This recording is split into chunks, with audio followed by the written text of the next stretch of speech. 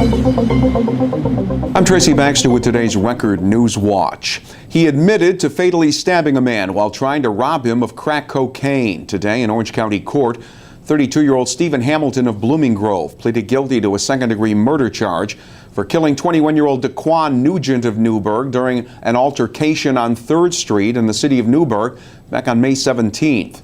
In exchange for his guilty plea, Judge Nicholas DeRosa is expected to sentence Hamilton to a prison term of 18 years to life when Hamilton is returned to court October 15th. Following the guilty plea, Nugent's mother, Catherine, said she knew what her son was doing to support himself was wrong and that she had tried to convince him to move out of Newburgh.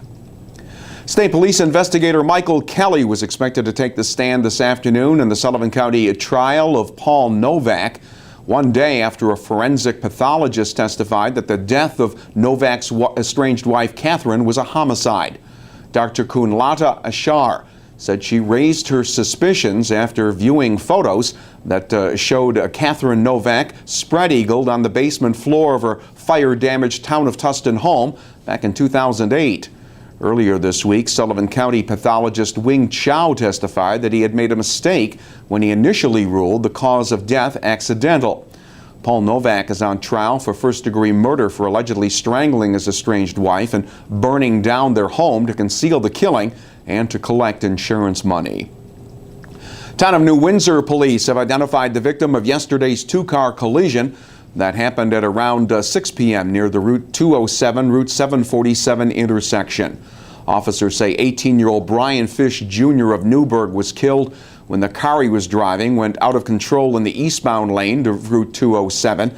His car slid into the westbound lane, colliding with another vehicle. Fish was pronounced dead at the scene. The driver of the other car suffered only minor injuries and was treated and then later released from a local hospital. With school set to start September 5th, the Port Jervis District's kicking off an effort to improve attendance this school year. Today at City Hall, school officials unveiled attendance counts lawn signs that will be placed throughout the district.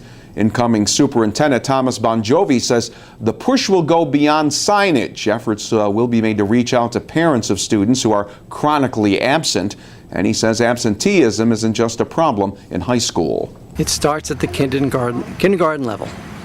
Because we can tell you students at the high school, if I spoke to their elementary teachers, they would tell me, yeah, there were attendance issues in kindergarten and first grade, where you have kindergarten students, first grade students out 20, 30, 40 or more days in a school year, and that is absolutely not acceptable.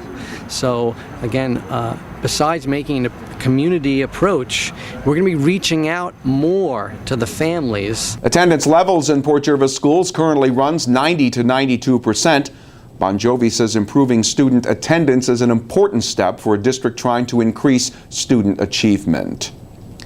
The Albany area bank robber who became the object of a manhunt in the Highland Falls area last Friday has been captured by authorities in North Myrtle Beach, South Carolina. 45-year-old Victor Shear had robbed the Trusco Bank in Slingerlands at gunpoint August 21st, dressed as a construction worker. His getaway car later turned up near Wildwood Ridge Road in the town of Highlands. Shear has been charged with first-degree robbery and grand larceny. A friend, Anthony Zambolo of Amsterdam, New York, has been charged with hindering prosecution for texting Shear, telling him police were on their way to his house. Took 2 years, but some flood relief is finally coming to residents in the Butternut Drive area of the town of New Windsor. Congressman Sean Patrick Maloney has announced that nearly $2 million in federal funding has been awarded to the town to fix Butternut Drive, which collapsed after Hurricane Irene barreled through the region. One impacted house was condemned and torn down back in April. Maloney said he was deeply disappointed in the long congressional delay in providing the relief aid. And the first day of school is September 9th at Newburgh Free Academy, and the more than 950 incoming freshmen should be prepared for what awaits them now that they've gone through boot camp. Teachers and administrators put together the first ever boot camp orientation day at NFA, giving incoming freshmen and their parents an up-close look at what high school is all about and what will be expected of them once classes begin. Programs stressed respect for others and team building, with scenarios that included members of the Army.